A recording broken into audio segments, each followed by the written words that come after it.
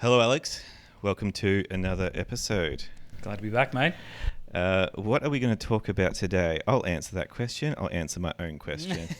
Why doesn't my marketing work now? So that's a question that I field from time to time, and you may as well in your work. But a lot of people in the business world want to do marketing in inverted brackets or inverted commas, should I say, and they want it to work right now. And by work, they generally mean make sales now. Mm-hmm.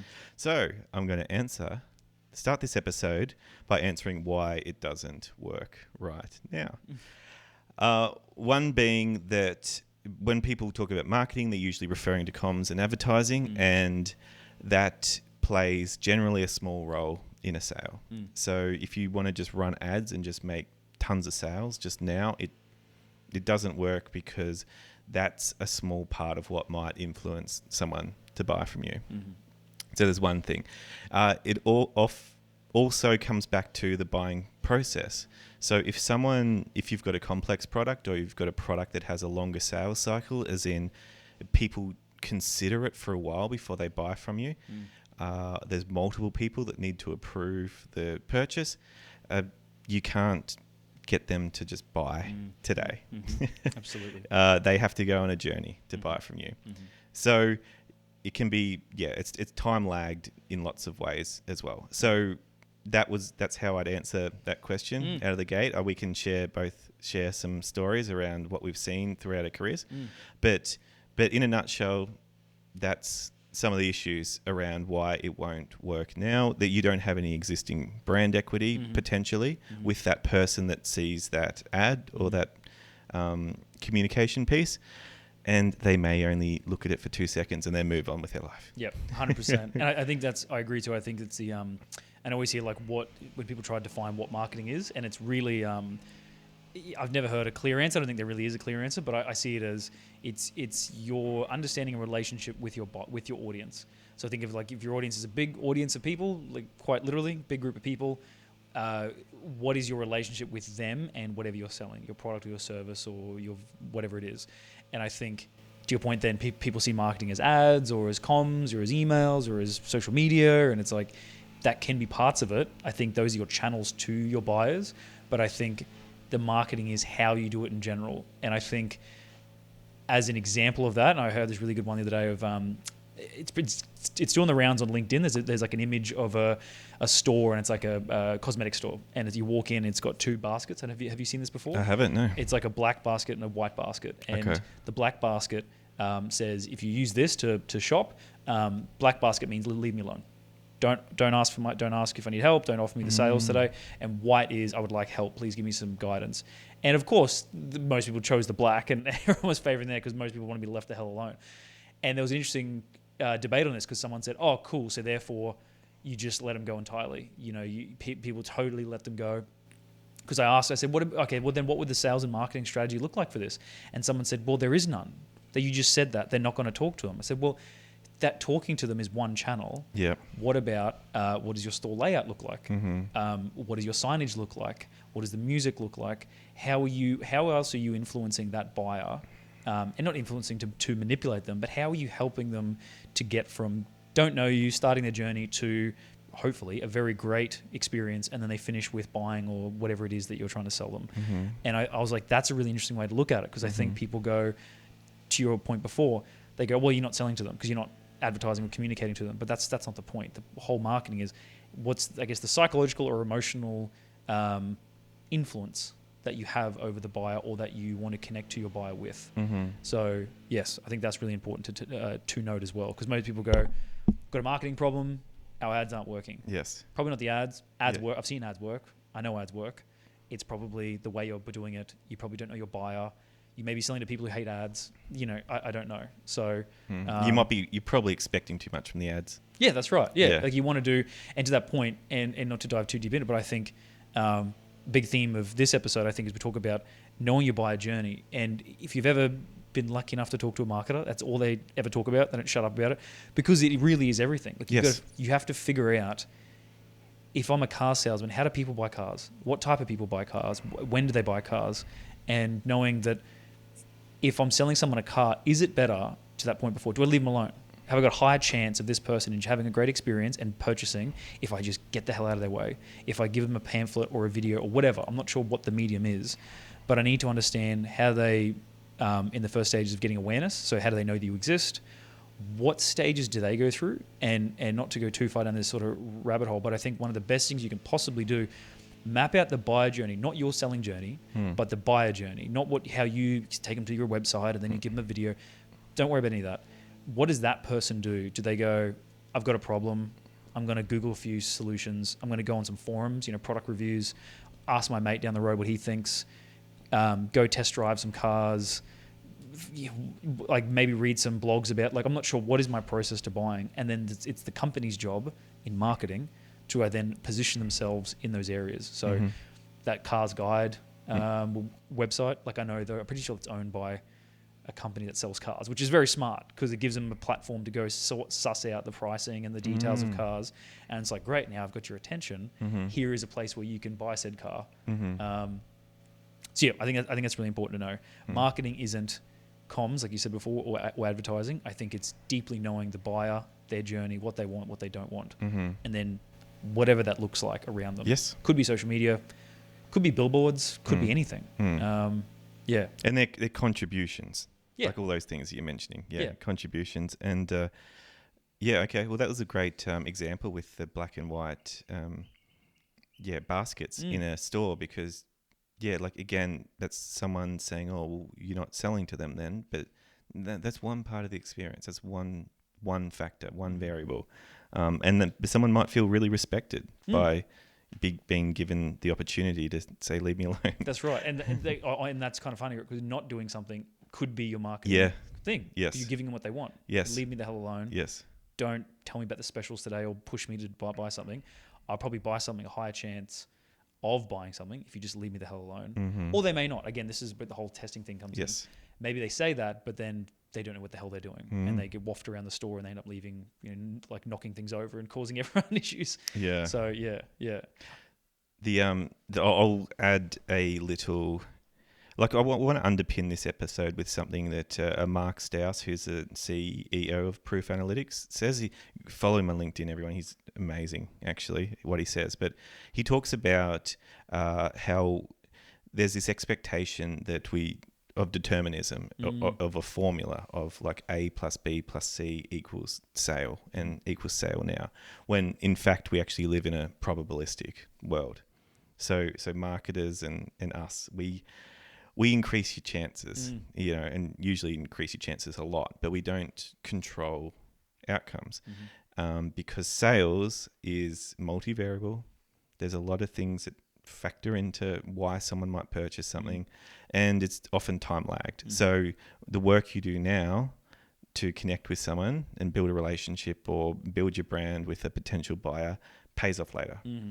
And that's just the reality of it. But I think thinking in terms of that determinism versus probabilistic is a good place to start understanding that, this is a game of probabilities. Yeah, 100%. And I think, and like I'll call myself out on this, I think it's almost like people who say that this sort of like, hey, it's not binary, it's not direction, it's not direct cause and effect. It's only you can only have influence, and it's like.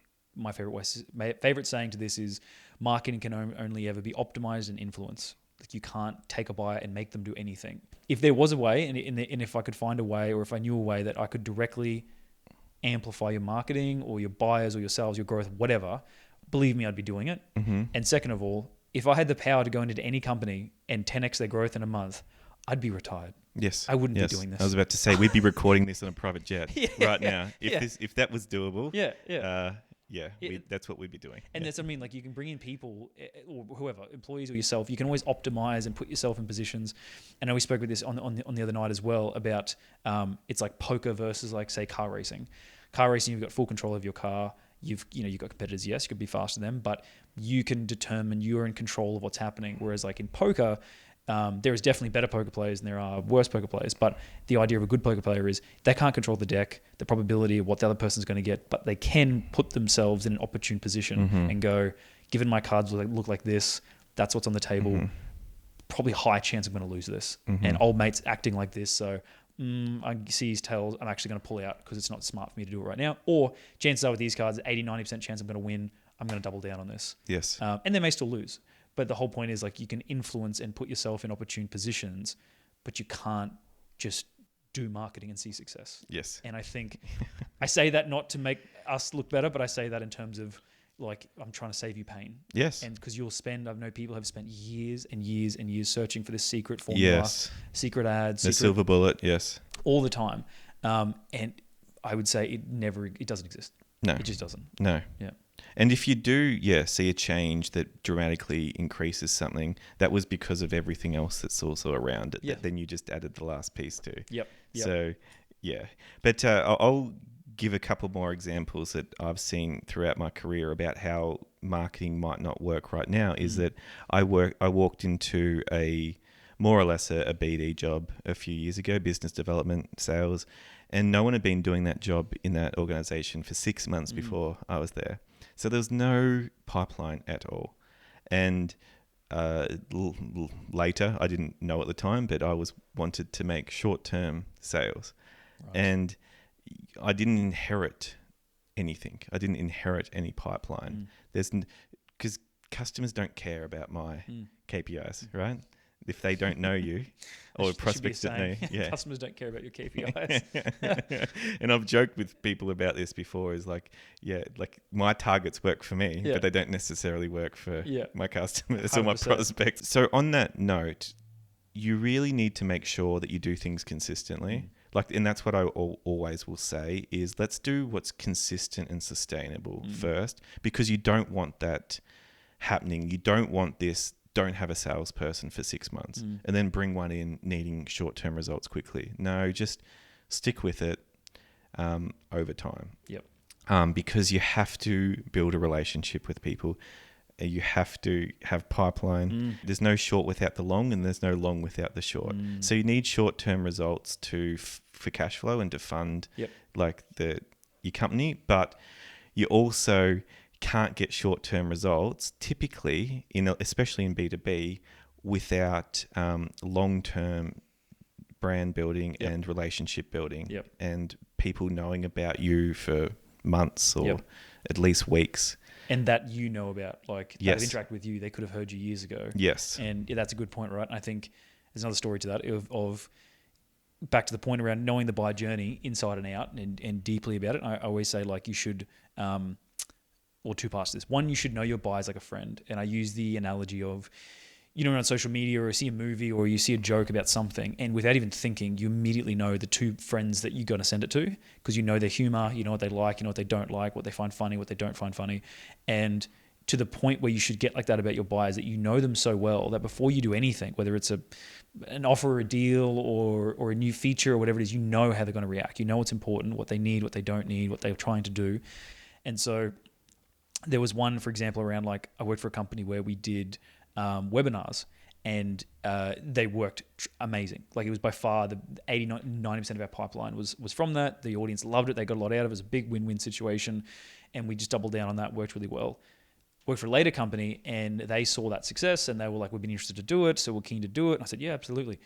We started doing it, but of their market, their strategy, and their company strategy and their growth strategy was at the upper end of the market, and they wanted tier one companies, large, thousands of employees, really, what's what I'm looking for, tier one, highly complex companies. And within those companies, there was really only one, maybe two, but usually one buyer or one person that was their persona.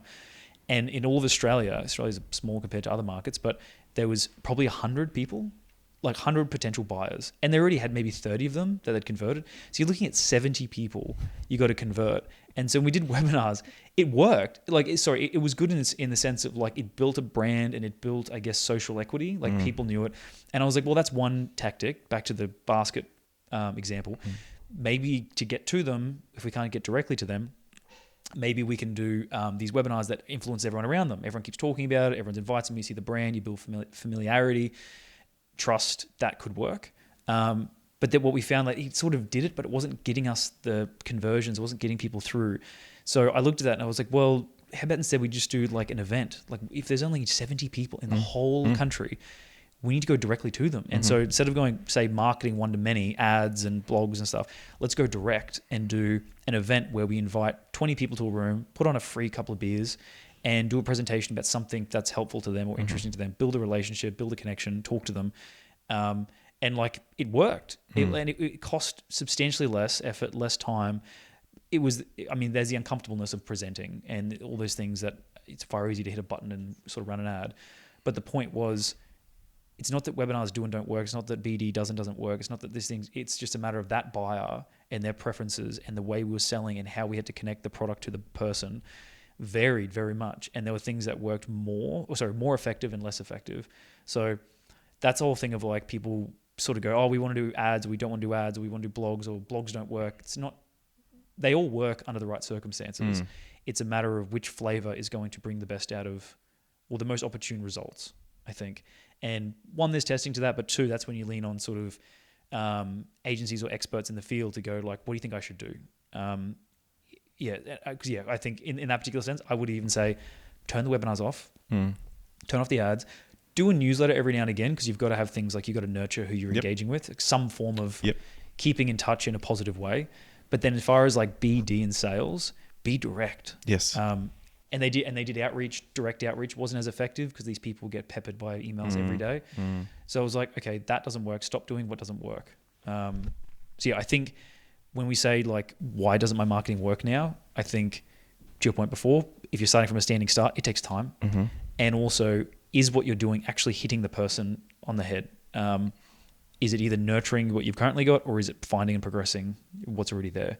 So I think that's sort of really important. And complex sales too, like the more you go down the rabbit hole with those ones, Elena Werner, I think I've spoken about before, she's amazing. She's a growth expert, probably the best in the world.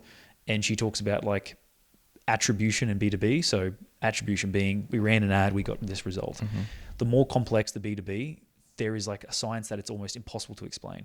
They don't know. There's up to 60 touch points now for a sale. So they hear about you, have a conversation, see an ad, read a blog, go to an event.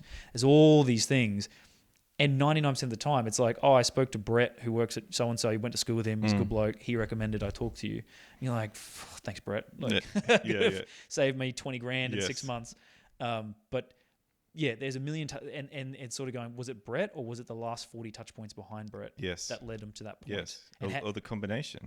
100%. Brett plus the touch points. Yeah. Brett was another touch point. That's right. But he was an influential touch point. And then I go, well, what was his touch point? It's like maybe he had a really good experience one day, or he went to school with the CEO. I don't know, but it's very complex, and there is no definitive answer there as well. Well, cool. I reckon you've nicely summarized why your marketing might not be working right now. It's someone might not be near purchase in the buying journey. There might not be anyone near there, and you can't, you can make sales cycles shorter, but you can't go from 18 months to 2 weeks. Yes. And certainly not consistently or reliably. Yes. Or a change in that very quickly. Like if it's taken you 6 months, the last 10 sales. Yeah. Your 11th's not going to be 2 weeks. No. Yeah. And I heard the other day that your sales cycle is a direct representation of your brand trust as well. To going, there's, for example, people like, SAP or Microsoft or whoever, these big companies. There are literally companies out there who go, we'll buy SAP next quarter for $5 million or whatever it is. And it's a huge, complex 12-month implementation. And they'll do that purely because they know SAP and they trust it, and they're not going to get fired for buying IBM, which is the old saying. It's like once you get to that point, you're so elite, you've got the trust, you've got the brand equity, you can move way faster and way easier. And then some sales guy is going to be attributed to being like, oh, Brett closed at Old Mate. Yes. No, he didn't. He answered the phone and said yes. Yeah, that's right. It was 20 years of all the work before that got him there. But I think that's when. That's a mature company. Smaller companies, you have to work for your trust, and you've got to develop your brand and your reputation, and be aware that I think those complex sales, if you're under 12 months, you're doing good. Yes. It takes a long time. Yes. Awesome. Thank you for chatting on this episode, Alex. Thanks, mate. Pleasure to talk through why marketing might not be working for you right now. Awesome. Thanks for listening to my ramblings, mate. Always good Talk fun. soon. Thanks, mate.